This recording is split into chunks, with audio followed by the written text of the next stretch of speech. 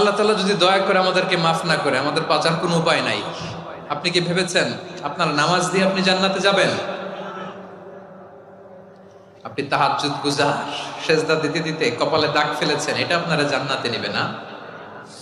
আপনি এলাকার সবচেয়ে বড় হাতেম তাই দানশীল, এই দানের ভরসায় বসে আছেন, কশিন কালো ওঠা। আমাদের নামাজ, আমাদের রোজা, আমাদের ইবাদত, এগুলোকে মিজানের পাল্লায় উঠালে কোনো ওজনই হবে না। তবে আমাদের একটা কৌশল জানা আছে, আমরা আল্লাহর রহমতের ভিখারি।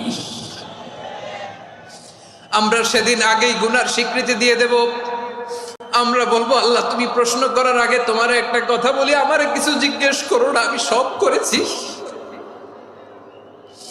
এমন কোন পাপ নাই যে পাপ আমারে দিয়ে হয় নাই। তোমার রহমত দিয়ে তুমি জান্নাতে পাঠাবা, তোমার দয়ায় জান্নাতে যেতে চাই, আমল দিয়ে না। পারবেন বলতে?